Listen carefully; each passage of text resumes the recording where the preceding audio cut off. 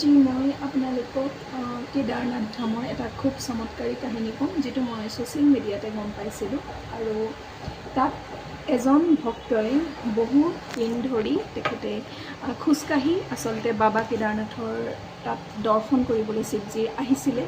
তেতিয়া তেওঁ আহি যেতিয়া পালেহি সন্ধিয়া সময়ত, তেতিয়া কেদাৰনাথৰ মন্দিৰৰ দুৱাৰ বন্ধ কৰি দিয়া হৈছিলে পূজাৰীয়ে, কাৰণ ছমাহ বন্ধ থাকে।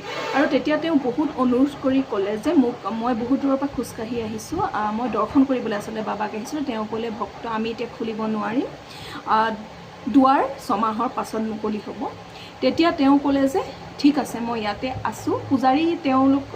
পূজাৰী কেইজনে তেওঁলোকৰ কথাখিনি কৈ গুচি গ'ল, কিন্তু ভক্তজনে গোটেই ৰাতি তাতে থাকিলে।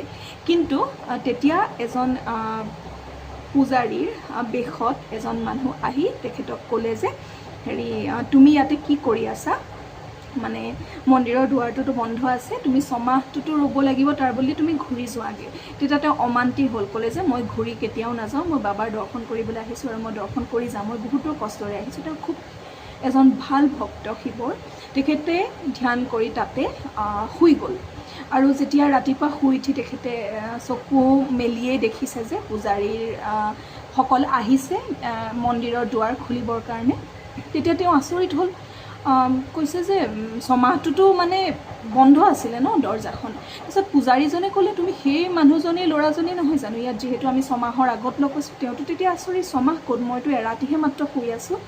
ইমানেই চমৎকাৰ, মানে শিৱ বাবাই তেখেতক ভক্তক ছমাহটো একদিন কৰি দিলে, এটা ৰাতি কৰি দিলে। আৰু তেওঁ সাৰ পাই শুই উঠি দেখিছে যে তেওঁ মন্দিৰৰ দুৱাৰ খোলা আছে আৰু তেওঁ ধুনীয়াকৈ কেদাৰনাথ দৰ্শন কৰিছে। তো আপোনালোকক মই আজি শাওনৰ প্ৰথম দিনটোতে এই চমৎকাৰী কাহিনীটো শুনালোঁ। বাবাৰ আশীৰ্বাদ পাবলৈ আচলতে শাওন মাহ বুলি নহয়, প্ৰতিটো মাহেই বাবাক ভোলানাথক ভাবিলে আচলতে সকলো পায় বুলি কয় শ্ৰদ্ধা ভক্তিৰে।